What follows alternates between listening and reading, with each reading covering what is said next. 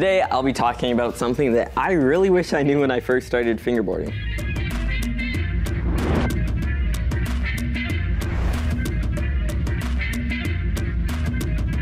What's up guys? I'm about to jump straight into this video, but I just had one quick thing to say. The wait is finally over. Gripsion fingerboards are back in stock. This fingerboard drop has more fingerboards than I've ever dropped before, so you don't want to miss out this time. And also, this is by far my favorite graphic I've ever done. There's just something about a simple graphic on a simple board that just makes it look really cool. But don't just take my word for it.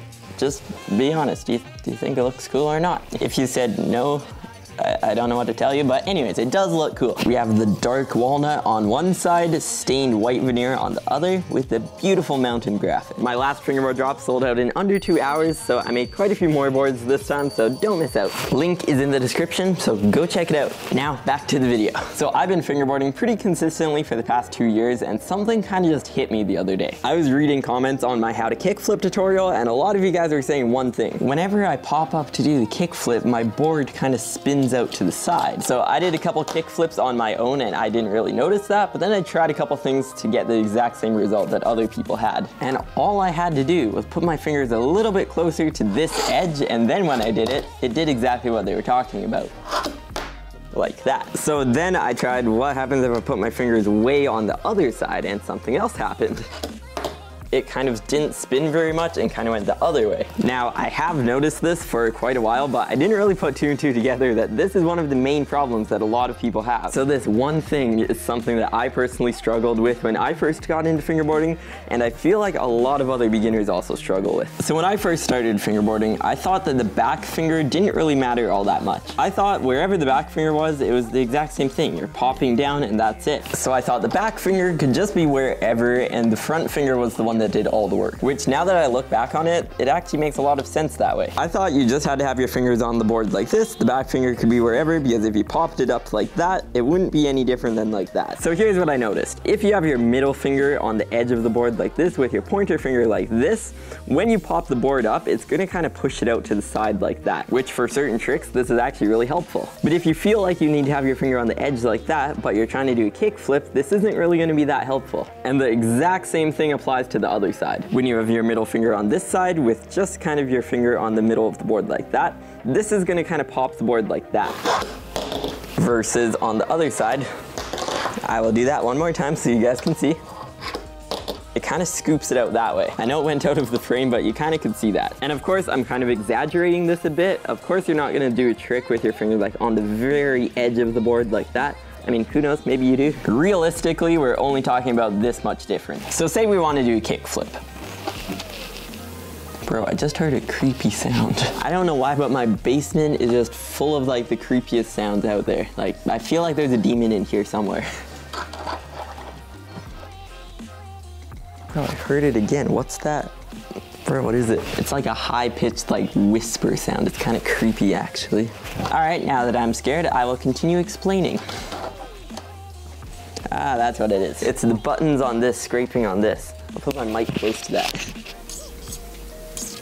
So a lot of people in the comments say it just keeps going out to the side.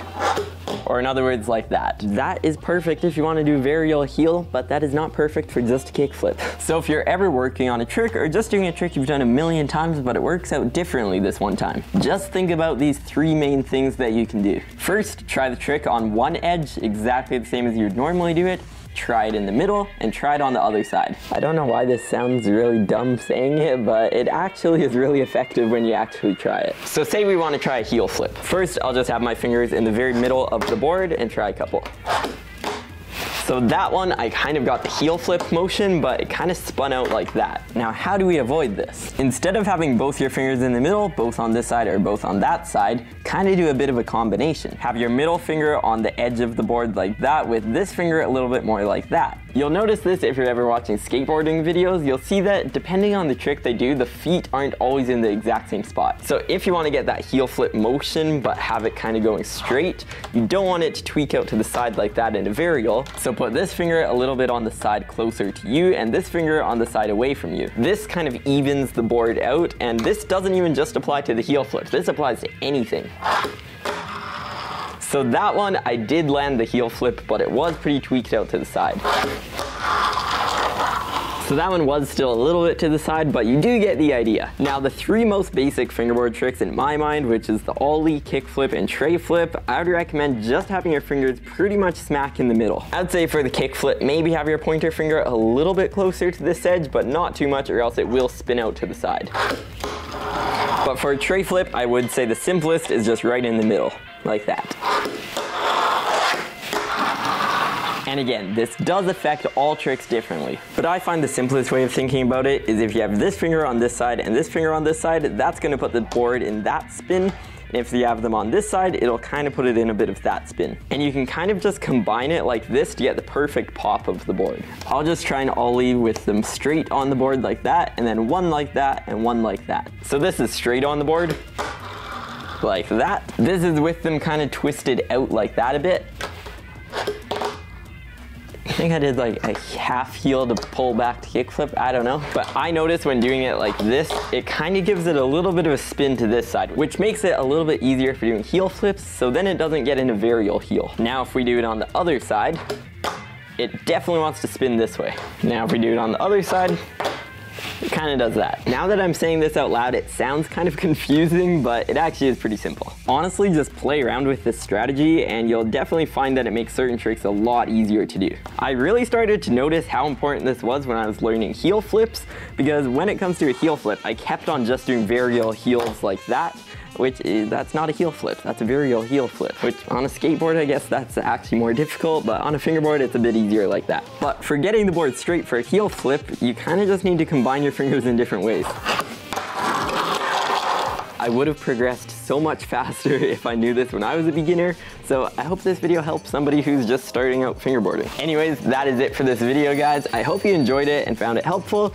But remember, Gripsion fingerboards are back in stock, so go check that out.